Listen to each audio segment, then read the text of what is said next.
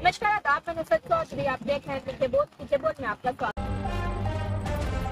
है। आज हम मौजूद है बाईपास से सटे एसके रेसिडेंसी के पास का ये पूरा एरिया है, जहाँ पे 15 साल पहले, तकरीबन 15 साल पहले यहाँ पे कब्रिस्तान के लिए जमीन दी गई थी और पिछले 15 सालों में लोग इस जमीन को भूल चुके हैं। अक्सर आवाज उठाई जाती है जो एमएम वैली तो मुसलमानों को जो एक कब्रिस्तान मिला है, जहाँ पर अक्सर देखा जाता है कि कब्रों के अंदर से गंदा पानी निकलता है, मिट्टी के कई विवाद वहाँ पर सामने आए, मगर इस जमीन को ऑलमोस्ट सारे ही जितने पॉलिटिशियंस थे वो भूल चुके थे। आज दोबारा से यहाँ पे जो आरिफ राठी, हसन मुलानी ऐसे कई लोग यहाँ पे मौजूद है। इनका क्या कहना है इस पूरी जमीन के मामले पे लेकर, और ये पूरी जमीन जो कब्रिस्तान देने का वादा मुसलमानों को किया गया था, ये अब किसके हाथ में आता है? जैसे पहले कई दफा एमएलए जितेंद्र अवार्ड को निशाना बनाया गया कि ये भी जमीन उन्हीं के हाथ में थी और उनके ही द्वारा मुसलमानों को बेवकूफ बनाया गया और इस जमीन पे कब्रिस्तान नहीं बनाया गया।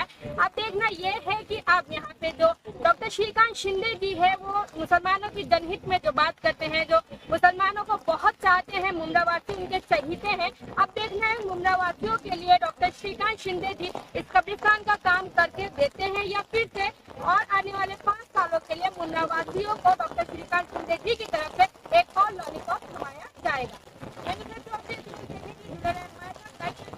मांग है इस एक मरे हुए मुर्दे को फिर आप जिंदा कर रहे हैं, गड़े हुए मुर्दे को फिर उखाड़ रहे हैं, वो भी चुनावी मौसम में। ये रशीद कंपाउंड, एग्रीपाड़ा, श्रीलंका, मोती बाग, इसकी आज जरूरत बन चुकी है और इतनी बड़ी जरूरत बन चुकी है कि यहाँ से एमएम वैली आप एक जनाजा लेके जाने के लिए जो तकलीफ लोगों को यहाँ झेलना पड़ रहा है, और लोगों का तकलीफ देख के हमने सोचा कि भाई 16 साल से जो ये जमीन बंजर पड़ी है, किसी की यहाँ निगाह नहीं है, कोई इस चीज पे ध्यान नहीं दे रहा है, तो इसको हम फिर क्यों नहीं हमारे कब्रिस्तान को फिर से लिया जाए।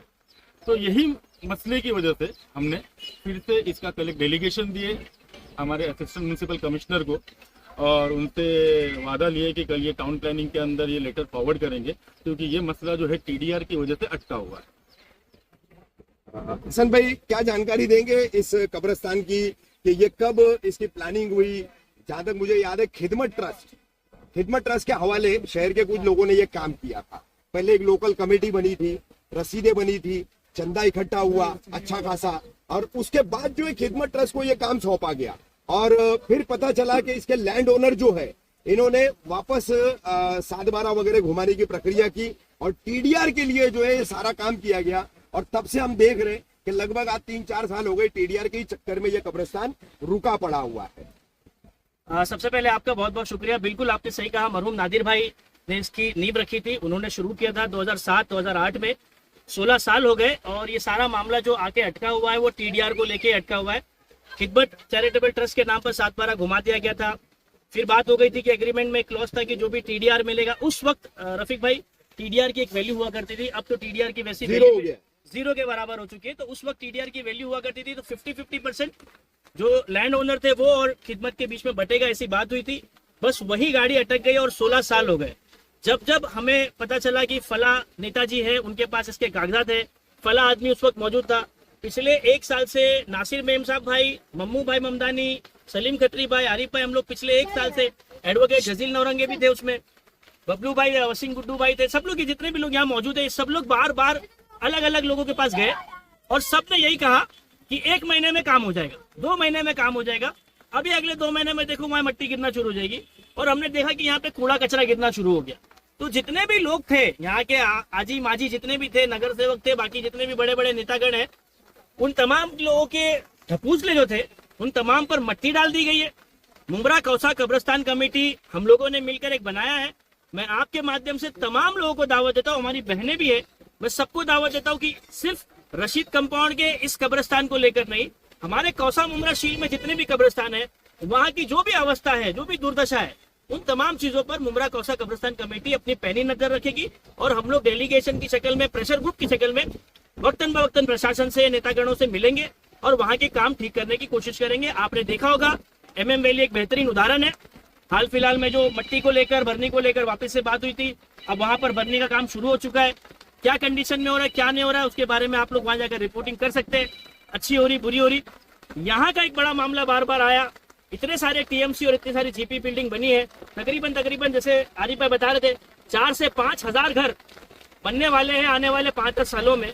तो अगर हम लोग हिसाब लगाएंगे तो कम से कम 2.5 से 3 लाख लोग आने वाले हैं यहाँ पर रहने के लिए। इतने सारे लोग हैं, उनके लिए कब्रिस्तान वही MM वैली का घुमा फिरा कर। तो बेहतर क्यों ना हो कि 16 साल से बन पड़ा लैंड ब्लॉक एरिया जिसपे खाली वॉल कंपाउंडिंग की गई है, इस पर हमारा नजर हो, हमारा फॉलोअप रहे।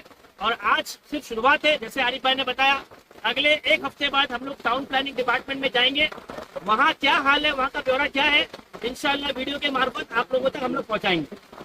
मम्मू भाई, क्या ऐसी जरूरत आन पड़ी है कि विधानसभा चुनावों के बिल्कुल हवा चलने के दौरान ही आप लोगों ने मुद्रा कौसा कब्रिस्तान कमेटी बनाई, प्रेशर ग्रुप क्रिएट किया?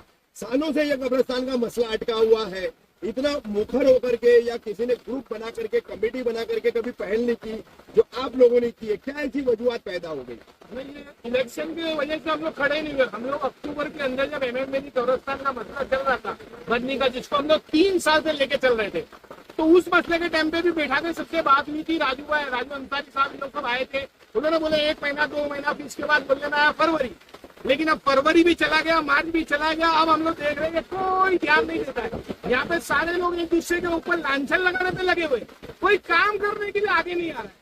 तब हम लोग ने एक बीड़ा उठा लिया कि अब हम लोग को ही कुछ करना है, हम आवाम का साथ लेंगे, न कि कोई नेताओं का साथ लेंगे। हम आवाम का साथ लेंगे, आवाम को इस चीज के लिए खड़ा करेंगे कि भाई अब हमारी जो हक की चीजें हम खुद मांगेंगे और हम हमारे छीन के लाएंगे।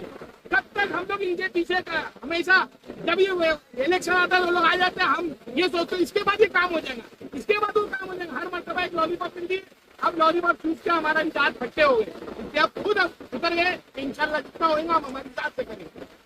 कि मरहूम वालिद साहब ने इस कब्रिस्तान के बनाने की नींव रखी थी, उस काम को शुरू किया था, लेकिन आज कई साल हो गए, काम जस के तस पड़ा हुआ है। क्या लग रहा है आपको? आप मरहूम नादिर भाई की बेटी है जिन्होंने ये मुहिम शुरू की थी, क्या महसूस कर रही है आप? बहुत खुशी हो रही इस बात से कि इस मुद्दे को उन्होंने खुद को उठाया। इस बात से मुझे बहुत खुशी है, लेकिन जो काम खलीफा पड़ा था, अल्लाह करे कि बस सफल मिल जाए। जिन लोगों ने जिम्मेदारी ली थी उन्होंने अभी तक जिम्मेदारी पूरी नहीं की, तो ये लोग प्रेशर ग्रुप बना करके आगे आ रहे हैं, ये आज आगे आ रहे हैं। आज तक जिनको काम करना चाहिए था उन्होंने नहीं किया, उनके लिए क्या कहोगे? कोई भी मतलब बार बार उन्हें यही बोलते थे अगले महीने में चालू हो जाएगा, अगले महीने में चालू हो जाएगा, लेकिन हुआ नहीं। ठीक, ये लोग ने बातें की, ये काम हुआ नहीं, तो बस अभी देखते इंशाल्लाह सबकी। ये प्रेशर ग्रुप क्या करता है? अब देखते हैं ये प्रेशर ग्रुप क्या करता है, ये रिजल्ट देगा या नहीं। दुआ करते कि हमारे से ये काम हो जाए। हम उनसे नहीं, हम तो अपने मुंद्रा वालों से बोलेंगे कि दुआ करो कि हमारी वजह से ये भी कब्रिस्तान रशीद कंपाउंड चंडीपाड़ा वालों को मिल जाए। आरिफ भाई, ठीक बाईपास के उस पार भी एक कब्रिस्तान पास है, उसका फंड भी पास है, सब कुछ पास है, और इससे 5 गुना बड़ा है, उसके लिए क्यों नहीं?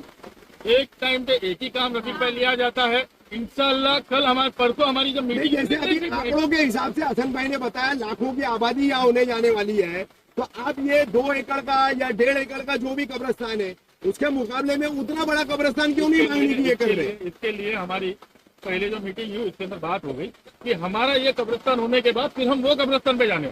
अच्छा, एक टाइम पे रफीक भाई एक काम करे ठीक सकते है, थोड़ी आपको आसानी कर देता हूँ। आपका कहना है कौम का पैसा इसमें लगा, इसके लिए पहले ये हाँ मेहनत है ना?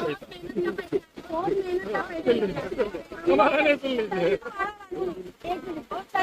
वालों ने मुंद्रा कौसा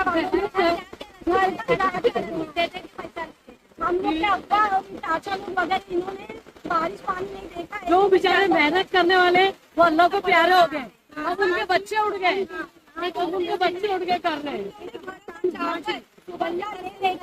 चाचू, मैं एक बात बोलना चाहूंगा। बोलिए सलीम भाई, क्या बोलना चाह रहे हैं? मैं ये बोलना चाहूंगा कि अगर ये जगह किसी प्राइवेट पर्सन की रहती थी तो इंडिपेंडेंट जो हाथ में अपना काम लिए हुए है, अगर उनकी पर्सनल जगह रहती तो इसके ऊपर से TDR भी उड़ जाता, उनका टावर भी बन जाता, बिक भी जाता और सब छुट्टे भी हो जाते वो।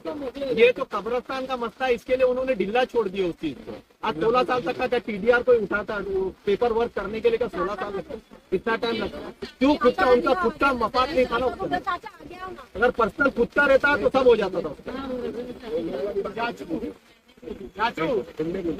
सुन लो इधर इधर में, हाँ बोलिए वही डायलॉग फिर से बोलिए। ये लोग सामने कोई आने नहीं मांग रहा है ना, इसीलिए नजरअंदाज करते जा रहे हैं बस। और आज हम लोग को भी कोई ये नहीं था कि बारिश में इतना जाओ और कब्रिस्तान के लिए बोलो। हम लोग भी एक जिम्मेदारी से आए हैं, क्योंकि जो हमारे बड़े थे, जैसे मेरे पप्पा है, रूही दीदी के अब्बा है, ये लोग सब पहले से करते आ रहे हैं। उनके इंतकाल के बाद रूही दीदी के अब्बा के हम लोग अभी बोल रहे कि ये करो, हम लोग को कब्रिस्तान चाहिए, क्योंकि कौसा मुंडा वालों के लिए बहुत जरूरी है कब्रिस्तान का काम होना। और यहाँ के लोग एक नजरअंदाज करते जा रहे हैं, हाँ दिन ये महीना वो महीना आगे आगे ही कर रहे हैं, कुछ करने ही नहीं मांग रहे। ऐसा थोड़ी होता है। अभी जीपी के लिए अगर अलाउड करना होता तो फट से जीपी खड़ी हो गई होती, मगर कब्रिस्तान के लिए यहाँ के ना बड़े नेतागण, ना कोई मतलब जो बड़े बड़े चाहे बिल्डर हो कोई भी हो, बट वो लोग ये इसके लिए खड़े नहीं हो रहे। मैं उन लोगों से अपील करना चाहूंगी कि प्लीज इस मुद्दे के लिए खड़े होइए, क्योंकि ये जरूरत है कौम की।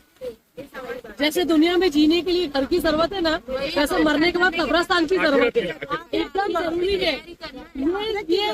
ये असल घर है हमारा ये।